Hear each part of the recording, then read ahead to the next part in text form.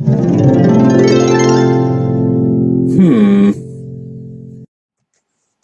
my lovely people, and welcome to Owen's Mind, a light-hearted trip through the contents of my head and the world in general. It is Wednesday, the 9th of October. My name is Owen, and here is what is on my mind today.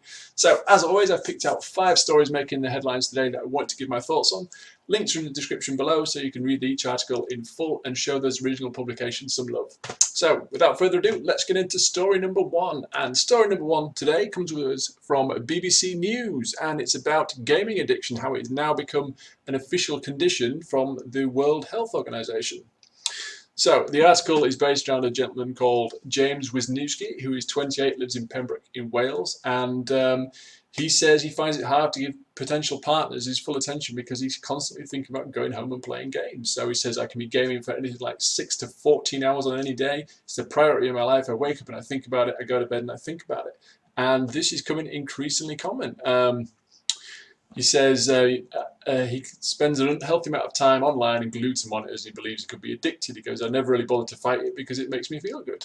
But the World Health Organization has now updated its guidelines to include gaming disorder as a mental condition in 2018. And it defines it as a pattern of problematic or compulsive behavior where the user prioritizes gaming over all other activities despite the negative consequences it might have on their health and life.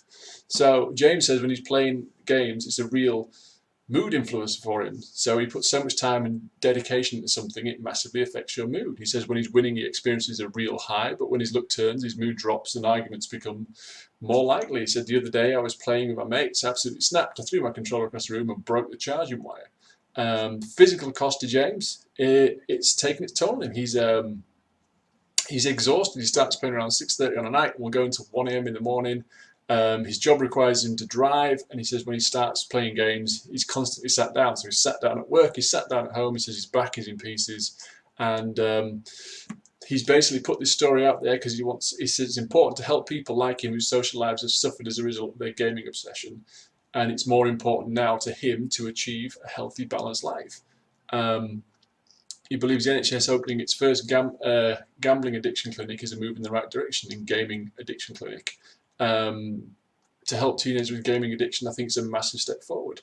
He also thinks companies could be doing more to help improve their habits. Now, as of June 2018, there are 2,261 active game companies in the UK, according to UKI, which is the trade body for the UK's games and interactive entertainment industry. And they said, a UKI spokesperson said, they encourage safe and sensible playing practices such as encouraging regular breaks, offering robust parental controls to limit the time, and recommending games as part of a balanced lifestyle to ensure a healthy approach to play. So this is becoming more of a thing now. There's more of these sort of digital conditions that were never around when I was younger, but now there is. So there's people addicted to social media, addicted to Facebook, addicted to Instagram, and addicted to gaming. And you can see the appeal of it because we're in a digital world. Everything comes to you. So you can play the games, you can have your headset on, you can be talking to your mates. You need never leave the house if you didn't want to. You can have everything you want come to you. Your friends come to you in a social meeting, in a digital world. You've got your headset on, you've got your cameras. You can have them in the corner on video while you're playing your games. It's a team thing. You can have food brought to you from various companies. Everything can be conducted online, and again, it is all about balance. It is about, these things are great to enjoy. I love video games, I love movies, as I've mentioned many times. I find myself sat in front of the TV, but I have a very physical job and I go out a lot and you spend time. You've got to get that balance. So it is great that it's sad that it's now been an official condition, but it's great they've recognised it as such and have now putting things in place to help people who may be addicted or feel they're addicted and are putting too much focus on this and other parts of their lifestyle or their health are suffering. So yeah, big step forward, something to be aware of. I mean, I've got young children and they kind of spend a lot of time there, so it's encouraging them to kind of, it's fun to do, a couple of hours, but there's bigger things you need to be doing as well. So again, it's one of them balanced stories. Hopefully this is it's a phase, because at the minute we're still quite early in this whole technological revolution. hopefully balance will come in. People will realise that the pendulum's swinging too far one way, and it will naturally find its way back, and we will be living much more kind of balanced lives. I keep saying balance. Assigning your time appropriately, so it's not all obsession on one side. We have that mixture where we're going out, we're socialising, we're seeing, spending time in the real world, developing real social relationships, not just ones through a screen. Okay, let's move on. Story number 2. So story number 2 today, a thief snatches an $800,000 watch from a Japanese businessman's wrist in Paris. So, Japanese businessman had a watch, this is on CNN today, seized his wrist outside a 5-star hotel in Paris. So the man had stepped out of the Hotel Napoleon near the Arc de Triomphe in the Champs-Elysees around 9 p.m. on Monday evening to smoke a cigarette when a thief snatched the watch from his wrist. A spokesman for the Paris police told CNN the victim was approached by the man who asked for a cigarette, but when he put his hand out, the thief seized the timepiece and ran away. The watch was a Richard Mille tourbillon diamond twister. This luxury Swiss timepiece is decorated with diamond-covered spiral, retails for €757,000 or about $830,000. Now, because of its high value, it's been transferred to an organised crime task force and not just a straightforward kind of robbery. The reason we bring this up is because Paris apparently has seen a spate of these luxury watch thefts in recent months. In the first 8 months of the year, 71 cases have been reported. So this is, it's a big deal. It's happening a lot. It says most thefts happen in the chic 8th arrondissement, just off the Champs-Elysees, where a lot of luxury hotels and jewelry shops are located. Thieves are developing different techniques to steal the watches. So some will punch the victim, so just straightforward, whack, take the watch and run off. Others will use subterfuge, so they'll ask for a cigarette, or they'll ask for a photograph to be taken, and anything that puts your wrist in view. One of them was they bump into car wing mirrors as they pass. So you will reach out to straighten it, you'll wind your window down to straighten it up, and then you're encased in your car, they grab your watch, and then they've got a head start because you've then got to decide, do I get out and follow, leave my car in traffic? And so, this is clearly well thought out. So my thoughts on this, Paris has got the reputation of the city of romance, and it's a city like any other city, and it draws a lot of tourists, and it draws a lot of wealth. People with money go to Paris. So you're going to attract the unsavory elements as well, sadly, but it's kind of the way it is. It's any major metropolitan city. This story, I imagine, relates to New York, to London, to Singapore, anywhere. It's going to be where there's people, where there's money, where there's opportunity, people are going to take advantage. So a little cautionary tale. It doesn't say about if the timepiece has been recovered, or if the gentleman was insured, or, the main thing is he's okay. It'd be easier to go, well, if you wear a watch like that, you deserve... No, you don't. No, there's no hate here. The gentleman had a watch. It's his watch. He purchased it. It's his. Regardless if he's wealthy or poor, it doesn't matter. Nobody deserves to have anything stolen from them. So, it is sad for this guy. And let's hope it's recovered. It says that the timepiece is resold on the black market to 30 to 50% of their value, which is still a huge amount of money. But, they're being possibly stolen to order by the sound of it. So yeah, just be aware. Just be anybody in any major city, because we are now walking around and you've got, £1,000 worth in the UK, £1,000 worth of phone. Just your mobile phone. You don't think it's this everyday item, and they're worth big money. And it's a lot easier to take out your hand than a watch, because a watch is attached. A phone is like this, or this weird thing where people have a phone and it's got a speaker at the bottom and an earpiece. So this needs to be near your ear, but they don't. They do that.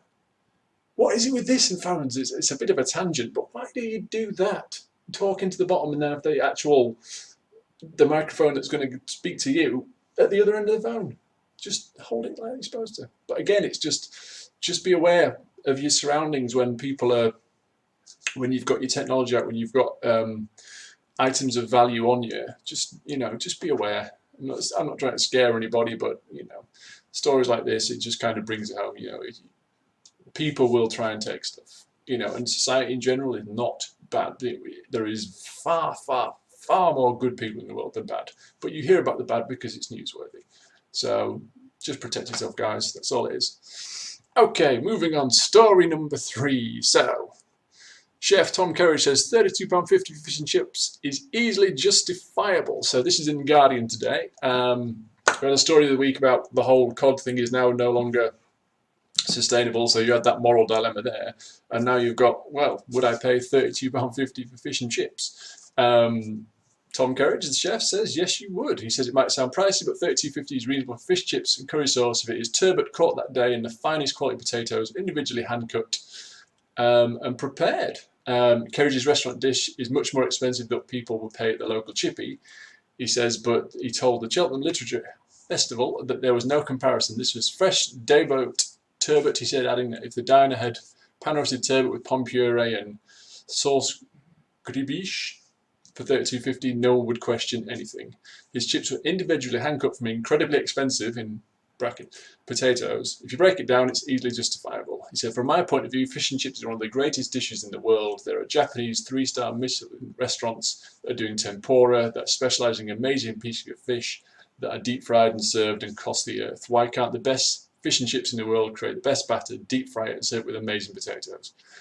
His dish comes with a fruity Matson sauce, named in honour of the curry sauce he remembers having as a child from his local chippy, now closed, on the Matson estate in Gloucester. Kerridge added that Oprah Winfrey was in a few weeks ago.